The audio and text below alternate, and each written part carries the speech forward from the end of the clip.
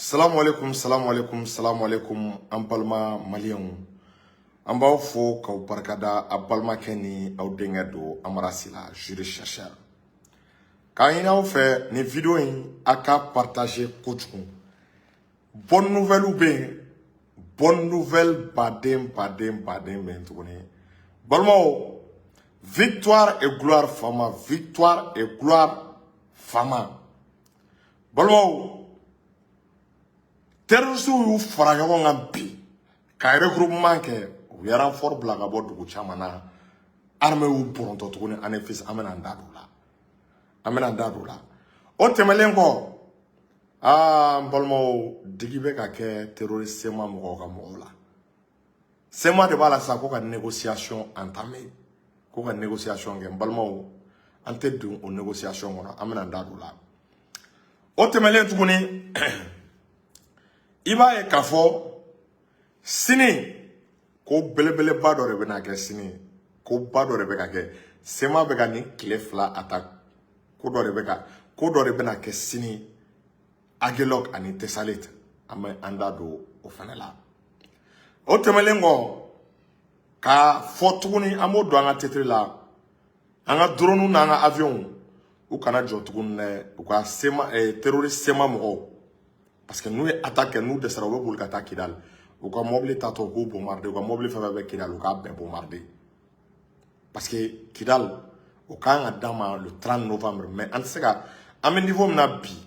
il faut k'an ka disposition dɔw ta an tɛ se ka le 30 novembre kɔnɔ sinon u bɛ taa jugu ni dɛmɛbagaw ɲini tuguni ka na u dun bɛ période min na bi u affaiblilen de don est-ce que i y'a faamu donc nouvelle misɛnnin caman ba de bɛ yen an kan ka minnu di aw ma mais an mago bɛ a ka cœur de bila vidéo in a ka partager a ka j'aime a ka o caya kojugu est-ce que i y'a faamu ani nouvelle dɔ fana bɛ yen an y'a sɔrɔ ko Russiw i b'a ye k'a fɔ u ni armée malienne u ye avion ta ka taa Burkina u taara ni Burkina autorités kumana u seginna ka na Gao ko dɔw bɛ ka labɛn tuguni ko wɛrɛw bɛ ka labɛn an b'an da don a kunkun a n'a ɲɛɲɛ na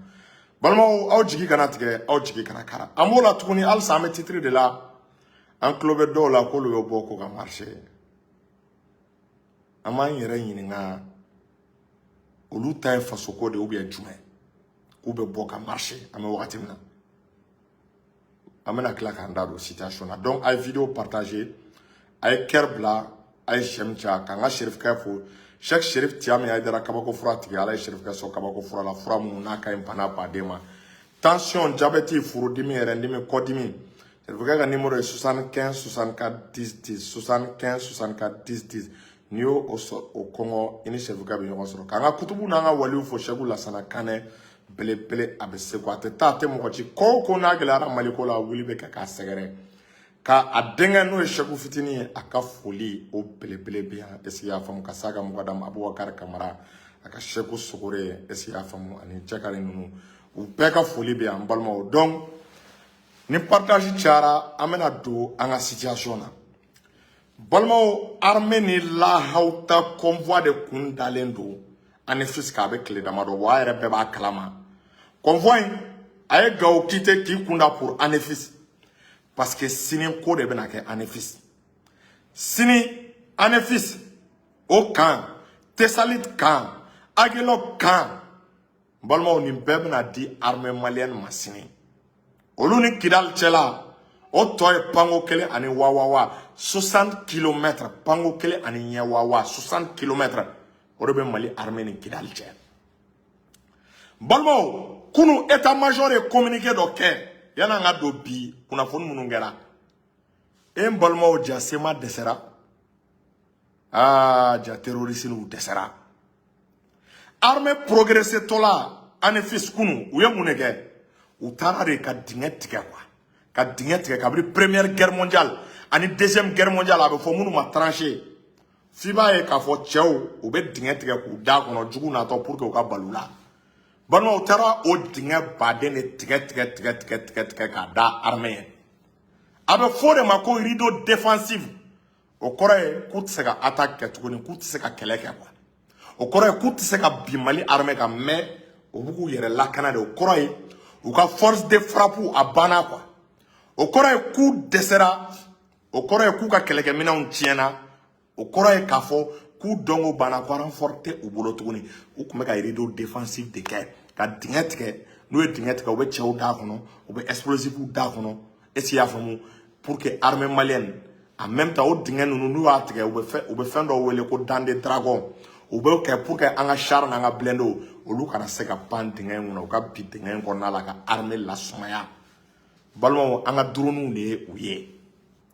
an ka drones y'u repérer u bɛ dingɛ sen na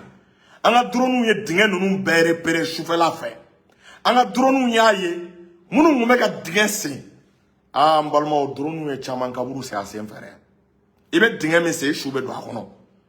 n'u y'u to ka cɛw to dingɛ sen na n'u ye missile fili ko wadadadaw balimaw i b'a kalama dingɛ sen na ani mɔgɔ minnu bɛ dingɛ kunna minnu bɛ ka bɔgɔ labɔ u bɛɛ su de bɛ don a bɛ dingɛ in bɛ ka kɛ u bɛɛ kaburu de parce que u bɛɛ su de bɛ ka don dingɛ in kɔnɔ ka tila ka bɔgɔ feere u kan balimaw Mali armée y'o baara kɛ kunu an ka drones y'o baara kɛ u ye dingɛ min tigɛ an ye fɛnɛ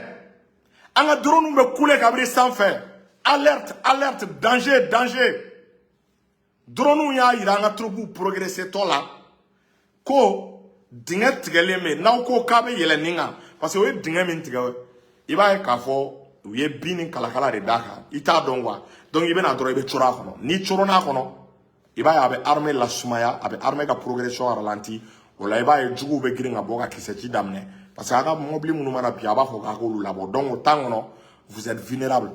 donc drone de kɛra armée ɲɛ ye drone de kɛra armée kule ye dingɛ bɛ yɔrɔ o yɔrɔ drone y'a bɛɛ yira armée la un à un Mali sarasiw nana u ye dingɛ ninnu gere cɛ o cɛ kun dalen bɛ dingɛ ninnu kɔnɔ n balimaw a dingɛ ninnu kɛra kelen kelen bɛɛ kaburu ye est-ce que i y'a faamu u ye cɛ 500 de da dingɛ kɔnɔ ko k'a cɛ 500 k'u ka embuscade da armée malienne ye mais n balimaw a b'a kalama k'a cɛ 500 bɛɛ u bɛɛ kaburu senna dingɛ in kɔnɔ dingɛ in kɛra a kelen kelen bɛɛ kaburu ye balimaw armée ye dingɛ ninnu bɛɛ détruire ka bɔgɔ kɛ ka dingɛ ninnu lafa ka progression ka continuer u suratɔ ANEFIS n'o ye bi ye k'u bɛ don ANEFIS parce que sini kan bɛ di balimaw i b'a ye k'a fɔ a bɛ heure fila ɲɔgɔn bɔ bi terrorisiw ye renfort ta ka renforts fara ɲɔgɔn kan ka renforts regrouper ka cɛw wele ka bɔ Libye ka cɛw wele ka bɔ Mauritanie ka cɛw wele ka bɔ yɔrɔ caman na k'u ka fara ɲɔgɔn kan ko sini ko kan tɛ se ka di armée malienne ma ko Mali tɛ don ANEFIS un balimaw natɔ n ko drone ye zoom de k'u kan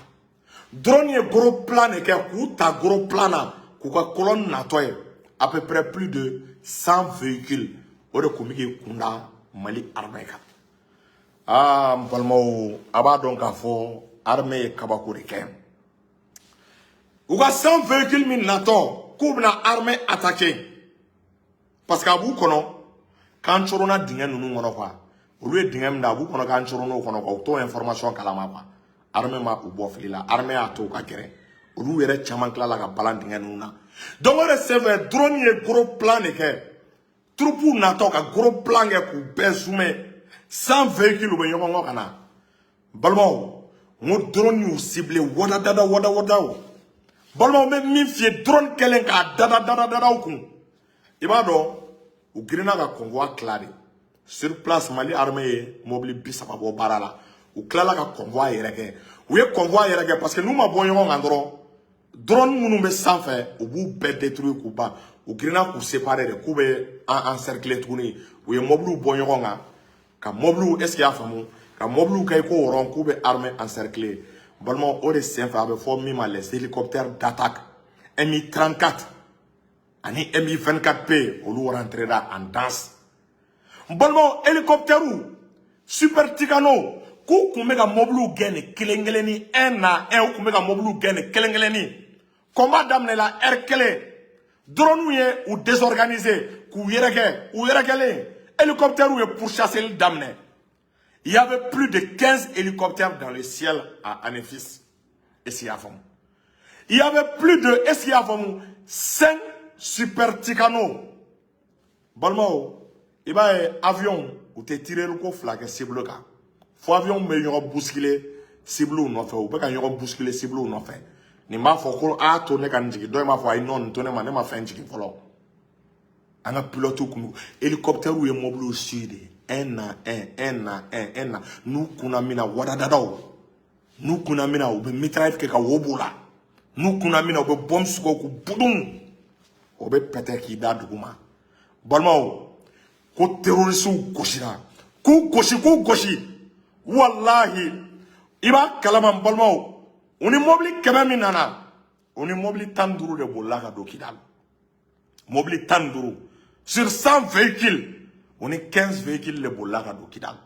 kunu fene armée takamaruka ou bolla ka replier ka ta kidal bo bi armée takamaruka ou bolla tuguni ka ta kidal ore la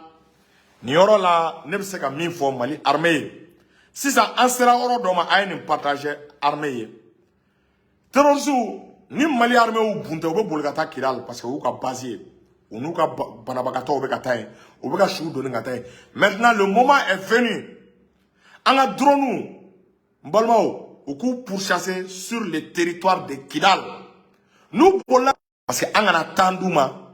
coucou yere organisé on a tandouma toni coucou yere labé parce que on meka ou kono le 30 novembre. Na le 30 novembre kono nous ta dien mo qualité sur be wele gana. Ou tisse ana mais ou ban la soma kele konala. Est-ce qu'il y a femme? Donc on est stratégique là. C'est que moi je demande à l'armée malienne ou qu'à continuer frapper la sur Kidal. Bolmao, Kidal ou qu'à véhicule fin B, ni arme lourde bala, ni 17 bala, qu'à soit troupe ou ma progresser. Bolmao, drone ou un véhicule qui est peladjiki. Ou qu'à patrouille là, carré qu'on a là, qu'à dabla quoi. Il est temps, en un bla, au posture qu'on a, ou qu'à véhicule qu'on a sec à yala tourni, Kidal no est terroriste, c'est ma mouille. Ou qu'à véhicule lourd fin B, drone ou qu'à à Belgique. Kabri Kidal watanga na duma na ou bunte nous replier là Kidal nga dou no fait parce qu'en sera Roma c'est eux qui ont violé l'accord est-ce qu'il y a fond c'est eux qui ont violé l'accord d'Alger donc on est stratégique là un rebelle donc un vocal soro un rebelle donc est-ce qu'il y a fond terroriste donc un vocal soro un terroriste donc en ka kuma ka mais ko il demande le cesser le feu ko ne cesser le feu ma ko demsenu ne muso be ka sa Kidal ko Kidal population me ka toro John est fagal là cette population. Armée regarde frappe ou frappe que c'est des frappes chirurgicales. Armée de la population civile fera. Armée de la démocratie fera. Armée de la SIA fera. Attaque ces moussouma. Donc, ou bien faire que ça pour cesser le fait que qu'on a négociation là. Terroristement moi de bala bi quand on négocier. Qu'on une négociation marquée qu'on a tchao beban. Qu'on une négociation marquée qu'on quelqu'un tchète n'a soro ou bolo tourni. Qu'on une négociation marquée qu'on y a du bolo de bolé koina. Akme do qu'on a comme na ministre, comme na place, comme na place bas soro. Qu'on est cessé le fait marqué qu'on y a bed de tienne. Qu'on est cessé le fait marqué qu'on est français d'abord ne malikola. Donc biobé a cessé le fait de demander. Mali armée moulame. Mali armée koko niet. Asimi koko niet. Ou a cessé le fait de guerre. Cessé le fait. Olu de be marfa bla armée be do Kidal olu de be na wira randi armée ma olu de be na fo kuti kelela mais armée ka progression o te jo ame romina ore la na klibala armée be ka langage utiliser o de terroriste aw ma e jiam ko te ka seka kuma Mali armée fait aw ma e Algérie te ka seka kuma Mali armée fait Algérie te ka seka kuma Mali armée fait muna parce que le Mali est en train de se battre contre les terroristes. Algérie c'est qu'à fond Mali ma ko terroriste fagal dabla o na fo Mali ma ko terroriste fagal dabla Mali ma fo Algérie era be ka terroriste fagal on ne c'est qu'à fond Mali ma ko terroriste fagal dabla nous ya fo ba fo Mali ba fo ko onu ki ka charte ta i ka lache no ka so aba kono ko ka cesser le fait avec les terroristes donc ça c'est ma be ka moneke comme so ne demsenu an yeba be ka communication changer wa mi yere ka ba ko e ba do ko sema affaibli là Anjula kamunu nolu kume sema ka communication ke olu bebe ka fo bi ko il faut la paix ko la guerre n'est pas bon entre les Maliens anga activiste do be français nous kume ka transition kele bi olu be dalaka ko non il faut une négociation et c'est à fond que les armes n'ont jamais réglé des problèmes bolmo abaye ka fo desserade sema desera ni sema kume ka victoire ta ba olu kuma ka mi wa fo ko asimi desera mais c'est au tiko forêt ou be ka fo de est-ce qu'il y a vraiment il faut négocier, ko vraiment que les armes n'ont jamais réglé un problème. Ah bida wa don ko arme te se ka problème réglé. Et Mali kuma arme soro est-ce que yingal kuma ka est-ce qu'on me demande armée malienne ma ko il faut engager un cessez-le-feu. On te demander armée malienne ma. Donc bi Mali armée ko fla de tout. Quand nous n'avons pas de négociation koto la quoi, au camp on be di ama. Négociation me boluyoro minga et terrorisme mo o buka marfa di choko jumana. Ou ka marfa be se ka di condition jumana. Ou ka condition de reddition. Ni munu ma kojugu bake. Olu be se ka tagabla oro la. Mais ni munu ye kojugu ba o ke ka fagale ba o ke mbalmo o bebe mena ka juger. Il est temps bien nga mo juger. Jol tesuma nenga ayamu terroriste koro. Ayamu terroriste koro kojugu. Nunu ne anga mo faga agelok. Mais revanche tan wono de ante kan tasara. Mali armée te tasara la de. Mali armée te tasara la. Mali armée be ka population ni lakana on nous te logique kelen wonna la. Donc ils veulent nous pousser quand nous sommes en guerre, mais le Mali n'est pas en guerre. Le Mali est en guerre contre les terroristes, mais le Mali n'est pas en guerre contre les groupes armés. Ou Mali klégele ma foka te accord d'Alger là. Ama esema ka kibu ou feneta foku te accord d'Alger là parce que niko ki te accord d'Alger là djembe wili ere kama. Parce que djembe de o garantie. Donc kelen me kere foka ando kidal toujours en langage be ka me accord kono mais manga kelege. Ame accord kono manga kelege. Donc balmo en ce niveau ma Beka doit que armée, Beki aglisi, Beka idjisi. Bientôt, quoi mena ban. Moure foye, bientôt, quoi mena ban. Donc Beka aglisi. En même temps, on y avait deux Beka bo. Quand on vient bo ka marché, balmo amu y nga côte mao. Est-ce qu'en te ka sigara, munu mba foku be bo ka marché, ame ka sigara ka faso di mala. Watim na ka armée Beka seso. Wakati mnaka armée be ka dimi bo ka malien kuna wolo do be bo ko kan transition bo ko kan transition civile o la mbalmo nambe ta mogo na te faso en fa bebe do mogo na te jamana en fa bebe do be do be sugu be do donc à niveau mina en sera ma autorité ou ko responsabilité ta ma be kuma la bien te fe ka me fon fe me ka sababu ka transition déstabiliser ka yira kana colonel ou kata ou bien shogel kata na kuma mera mo bolo eta ka responsabilité ta parce que aba donc afo ni kele wila san ka manga wuli bamako abe ça joue sur le moral des troupes donc do debe fait choko bela ka manga ne wuli bamako kona ni jabali be bi wakati mna ngo uye bamako kun kala 2012 ka bamako kala ko présent ko jonguna te klepina nke fangala pendant que la terroriste va avancer, au pendant que l'armée est sur le point de rentrer en Kiral, on va y aller en manga ouli. On a bien piégé qu'on aurait. Tchéo quoi be boy marché. Et t'as qu'à mesure ta. En même temps, j'invite l'État à décréter l'état d'urgence, à décréter l'état de siège. Parce que nous, qui avons état d'urgence et état de siège, n'a décrété rassemblement. Avec va permettre, est-ce qu'il y a famou? Droit chamame ou te dit citoyen ma va permettre ekobe kola état ka se ko ke kasorama yin ngale ka ma compte rendu ke kasorama te menu voie normale asimina état d'urgence décrété aka état de siège aka décrété ni politicien mingo ko ka élection e problème tala asimi ba politicien ta ka bla ta frona aka ta clé duru ga armée krefe en fils ni kidal seraka iba ta clé duru ke pays dogona on élection mi se ka ke na tigi na ba jabi foyen quoi. Donc, balma au fo ka barkada ka balma muso fo esia famu Fatmata Yan Batuli apeka para pamunonke faso demeli la madu dumiaga évacuation ka se wulu bolima esia famu ali ka demeta ka lase anga école doma rentrée scolaire la amba fo ina fo ra 12 RF ne ba yon para chamanke ani mamala nu bebe fo ku be barkada. Donc, mbalmo ame vidéo amable assalamu alaikum. Ka be akli jigi fene